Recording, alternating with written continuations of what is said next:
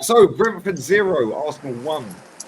And Kenny, freezing cold Kenny Ken, is at the game. Huffed and puffed, and eventually we blew the house down. What I'll did you tell make you of one that, mate? thing.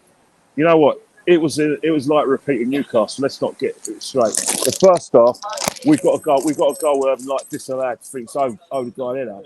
But apart from that, both teams lacked quality, especially us. I mean, he's picked a very attacking lineup, and you get really excited until you actually see it for yourself. And the passing was way too slow, too ponderous. Martinelli was poor. I don't know whether it's his excursions for Brazil. He played 2 games for, like La Cecial against Argentina and against Colombia. Maybe he's tired. Jesus, gave us a good 70 minutes, but again, he looked off the pace. Saka was just really a set piece expert. Martin Odegaard off the pace. Declan Rice is probably the only one driving it. My guy Leonardo Trossard. He couldn't beat the first man, did he, with some of his crosses? And then, you know what? The day was actually mad. I was in the away end and I saw Mr. Ramsdale. He was wearing an African hat.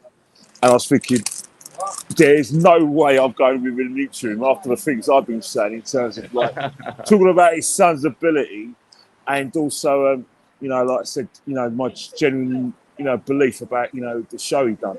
But his son was a bag of nerves in that first half. I mean, there was 2 instances where I thought he was going to throw it in the net the second time when he tried to do the throw out, and then when he actually got the ball back from, I think it was from I don't know, it was from Declan or something.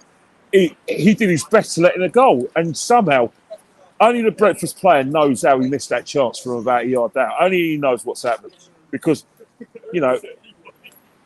there was a lot of conjecture, a lot of arguments, loads of swearing. Fans arguing amongst themselves about Ramsdale and Raya.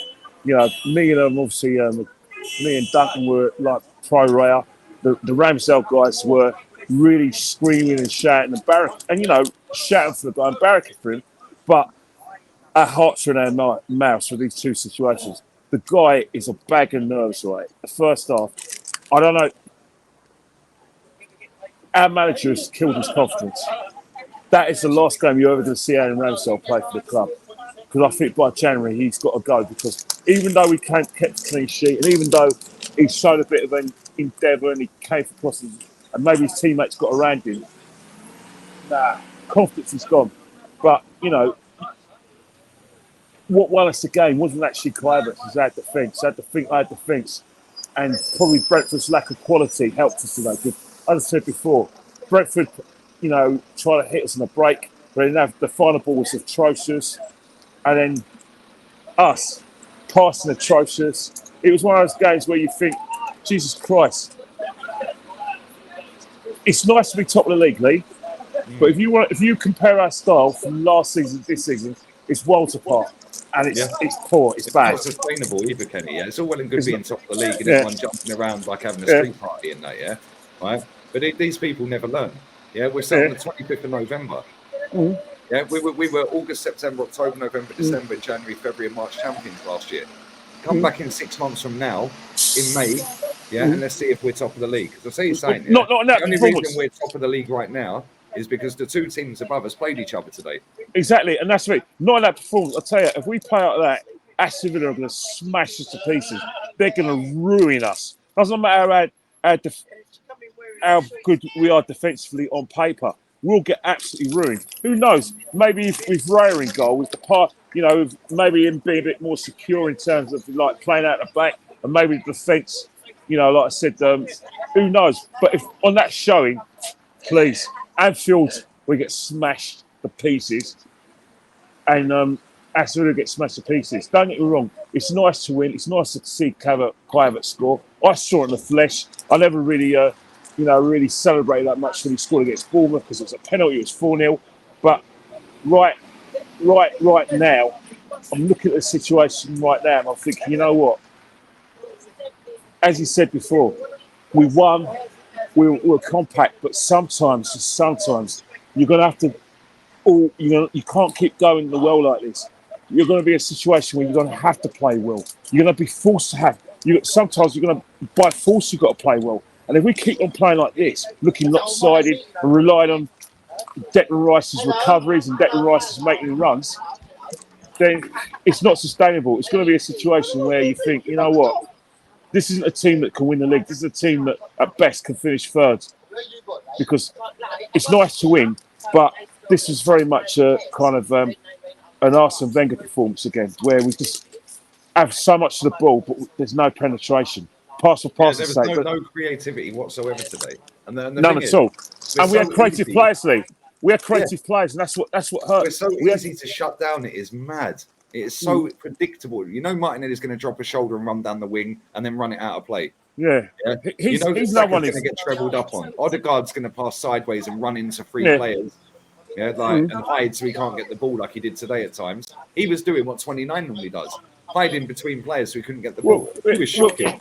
Yeah, but the thing about it is one of those things where you get on a prayer mat and you probably do 10 Hail Marys and 8 Our Fathers, and you think, thank God for Brentford today, because if there was a team that needs their talisman and Ivan Toney, it's something like that. The lack of quality and the lack of equality of their play without this guy to hold the ball up is amazing. And this actually quite helped us, because there were times when Burmo goes down the left-hand side, down the right-hand side, he's got no one to pass the same whizzer.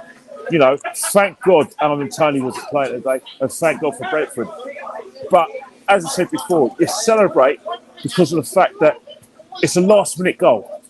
It's late in the game. You don't expect you think it's going to be a 0-0. The ball goes in there. The roof of the away end comes off, and then when you get back around the earth, which me and you tend to do, we look at the performance and we think, shit, it's not good. It's not good. And I think that's the thing. Realistically, if you want to dress up, you want to be a positive Arsenal fan, you say, yeah, we grind it out. This is a sign of champions, playing well, scoring when you're not playing well, winning when you're not playing well. But come on, I think this is a bit more than that. There has to be concerns, because you should have seen that away end. There was a guy who was using the C word repetitively towards our players before we scored. How toxic and negative, Kenny? No. Yeah, and there were loads of fans going mad. There were fans having a go at Kai Havertz because he wasn't tracked. Oh, how toxic! He was misunderstood at Chelsea. Eddie, did you see that chance from Eddie Kettle when he actually cut in, and he basically shot off the back part? Yeah, Arsenal fans screaming and abusing Eddie. Ramsdale was the reason he got a deal in the first place. He scored goals that were irrelevant. But that's the thing. As I said before, what a difference a last-minute goal makes, because the atmosphere in the crowd obviously is euphoric now. Fans are singing the song, but don't be fooled by that. Fans today, I can tell you now, categorically. Yeah. That's right. Smash the likes up, people. Sorry about that. That's I right. had a packet of cheese and onion crisps, which I'm going to cover in case someone takes them. I put them on the floor. They were distracting me. But as I said before, what a last-minute goal makes a lot of difference in football. But don't be fooled by it. There's still a lot to be done, because the performances, I'm afraid, are not sustainable. As I said, there's loads of problems. You know what? Even defensively, there were a few times when players were getting caught in possession. I thought, even our man Saliba got the bug as well. You know what I mean? He got the sort of like the heebie-jeebies, and so has Tomiyasu. That's the situation. Despite the fact we like to boast about how we're better defensively, I thought the game was crap. To all those people out there, and this is a message to everyone out there.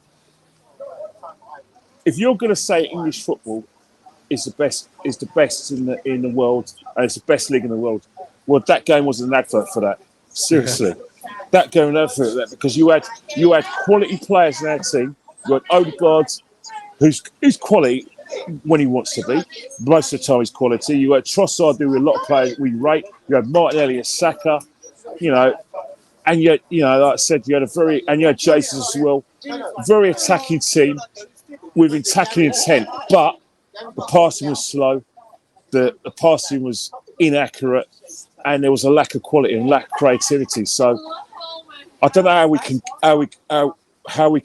as I say, challenge like this, because there's going to be a time when you don't win leagues by just grinding them out. You win the occasional game, and you win the league by occasionally grinding out. But 90% of the time, maybe exaggerate, 8% of the time, you actually play well and you play with a bit of panache. You know, home and away, you impose the way you play. Home and away, you play a quick tempo. Home and away, you score loads of goals. This team hasn't got it in them at the moment. No, it ain't. But we're negative and toxic. It is what it is. I'm seeing the comments on my fan cam. Just be happy we're top. Like I said, respect to them, and they've got every right to be, because at the end of the day, you score a last-minute goal, everyone's in for it. It's just like Bournemouth last year. Every Arsenal fan, regardless of how they feel about the players and the manager, leapt out of their seat and injured themselves when Reece Nelson scored. We've injured ourselves when Kai Havertz scored. We're happy with the 3 points, but long term, if you want a resection of the match, next time when I go to an away game, or next time I go to a match, I'm gonna basically live stream it, and that way people will see the reactions and see the emotions, and see that most of the time there was a dissatisfaction with the manager, dissatisfaction in the way we played. But you know what? Good luck. Well done for the fans saying 3 points, and it is 3 points. But we've got to do better, Lee. Got to do better and play better. Get home safe, man. Love you always, Kenny. Love you, definitely. Mate, warm yourself up. I've know it's actually freezing. I'll tell you one thing, my hands are like fish fingers. Get home, mate. Get home safe. All right, I'll see you later. See you. Take care. Love you, see you, mate. Bye.